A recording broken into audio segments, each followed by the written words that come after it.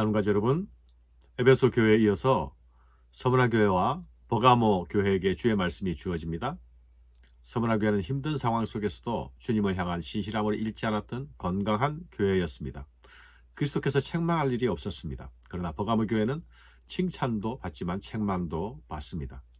그들은 그리스도의 교훈과 니골라당의 교훈 사이에서 무엇을 따라야 할지 결단해야 했습니다. 서문화 교회는 에베소로부터 북쪽으로 약 80km 정도 떨어진 곳에 위치하고 있었습니다. 7교회가 위치했던 교회들 중에서 현재까지 제일 큰 도시를 이루고 있는 곳은 서문화밖에 없습니다. 현재는 터키 땅의 이즈미어라는 도시로 불리죠. 터키에서 세 번째로 현재 큰 도시입니다.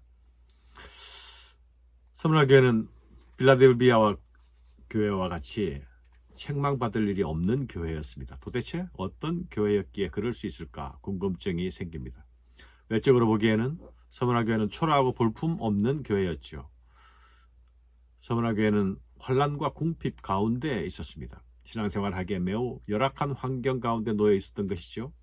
그들의 궁핍은 게으름으로 인한 궁핍이 아니라 신자를 배척하는 사회적 압력과 핍박 때문에 생긴 궁핍이었을 것입니다. 이런 교회를 오늘날 우리 시대 교인들이 본다면 이런 교회는 그다지 매력을 느낄 수 없는 교회였을 것입니다. 그러나 주님은 이 교회를 향해서 네가 진정 부요한 자라 말씀하십니다. 내가 환난과 궁핍을 알거니와 실상은 네가 부요한 자니라. 이 교회는 어려움을 겪고 있었죠. 바로 유대인들의 비방과 공격입니다. 자칭 유대인이라 하는 자들의 비방도 알거니와 실상은 유대인이 아니요 사탄의 회당이라. 유대인들은 사탄의 회당이라 부르는 것을 보면 이들의 심각성을 알 수 있습니다. 많은 학자들이 서문화가 황제 숭배의 중심지였다고 말하고 있습니다. 그곳에서 유대인들이 어떻게 그리스도인들을 공격했을까요? 저들은 그리스도인들을 향해서 저들은 황제 숭배를 거절하는 자들이다. 저들은 로마의 평화를 파괴하는 자들이다 라고 고발했을 것입니다.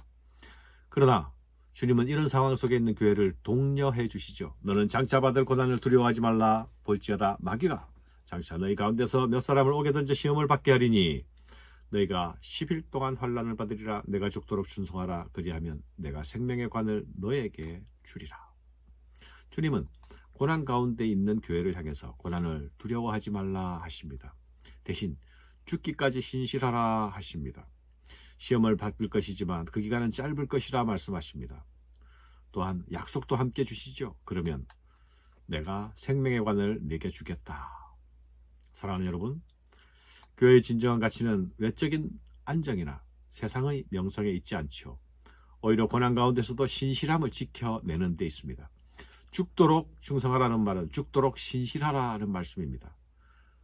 이 말씀을 하시는 이유는 그 도시에서 황제 숭배를 하는 그 도시에서 황제 숭배를 거절하는 일은 곧 목숨 건 신앙의 고백이었기 때문입니다.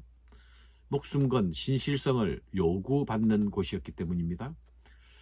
주님은 이렇게 신실함을 지키는 자들에게 생명의 면류관을 약속하시죠. 신실함으로 구원을 이룬 자들은 둘째 사망의 해를 받지 않게 될 것입니다. 죽게 끝까지 신실하는 것이 우리의 구원의 전투에서 승리하는 길임을 기억해야 하겠습니다. 사랑하는 여러분, 교회를 향한 가장 큰 위협은 타협이라는 사실을 알고 있습니까? 서문화 교회는 주께 신실함으로 세상과 타협하지 않았습니다.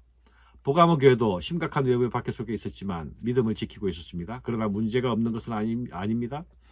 타협의 위험이 있었던 것이죠. 내부의 발람의 교훈과 니골라당의 가르침을 따르는 자들이 있었습니다.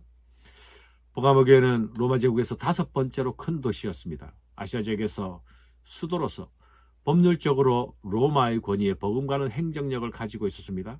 버가모 정치인들은 합법적으로 사형 선고를 하고 사형을 집행할 권한도 가지고 있었습니다. 로마의 칼의 권위가 지배하는 이 도시, 그 도시를 향해서, 그 도시 속에 있는 교회를 향해서 주님이 자신이 좌우의 날성검을 가지신 분으로 소개하고 있습니다. 성도는 칼의 지배와 말씀의 지배 사이에, 칼의 지배와 그리스도의 지배 사이에 어떤 권위를 따라야 합니까? 말씀의 지배를 따르기 위해서는 칼의 권력과 타협하지 말아야 합니다. 버가모의 아크로폴리스에는 제우스를 섬기는 신전을 비롯하여 여러 신전들이 있었습니다. 게다가 주전 29년에는 아우구스투스 황제를 섬기는 황제 숭배 신전이 새롭게 또 세워집니다. 주님이 그곳을 사탄의 권자가 있는 곳이라고 부르는 이유이죠. 버가모 교회는 또한 이곳에서 순교자를 배출한 교회이기도 합니다.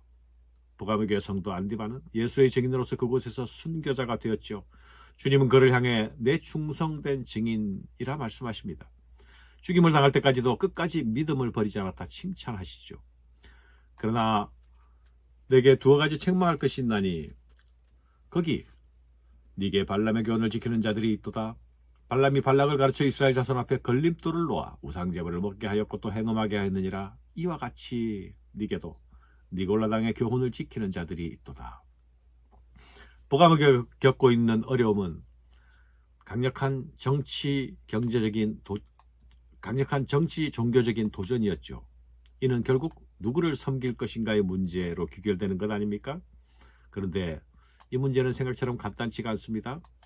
그들이 책망받는 이유는 니골라 당을 따르는 자들이 그들 가운데 있기 때문이죠. 그들은 누구일까요? 발람의 교훈과 연결시켜 말씀하시고 있습니다. 민수기 22장에서 24장에 의하면 발람은 이스라엘을 저주하려 했던 자이죠. 그러나 하나님이 그 저주를 막으셨습니다. 그러자 발락을 시켜서 이스라엘 자손들에게 올무를 놓습니다.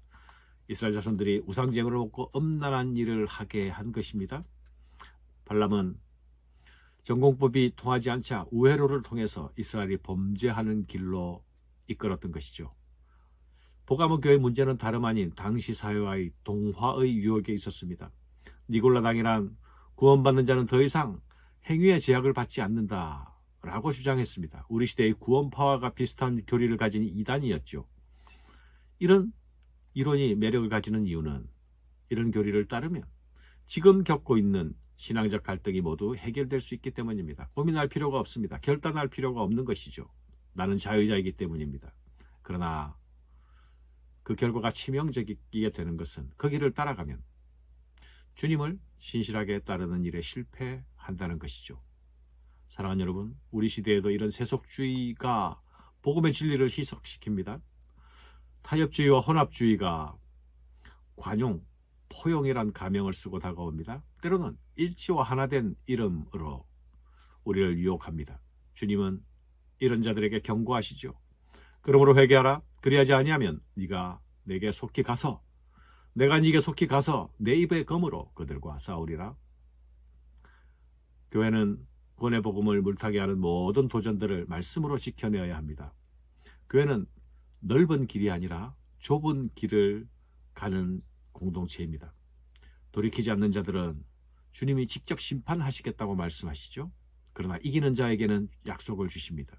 이기는 그에게는 내가 감추었던 만나를 주고 또 흰 돌을 줄 터인데 그 돌 위에 새 이름을 기록한 것이 있나니 받는 자밖에는 그 이름을 알 사람이 없느니라. 주님이 주시는 이 흰 돌의 약속은 신실한 친구에 대한 변치 않는 우정의 약속입니다. 신실하게 싸움을 이겨낸 자들에게 주님이 주신 돌에는 승리하신 주님의 이름이 새겨져 있습니다. 사랑하는 여러분, 예수 그 이름, 그 이름의 비밀을 아는 자들, 그들이 우리를 흔드는 세상 속에서 끝까지 신실하게 설 수 있을 것입니다. 감사합니다.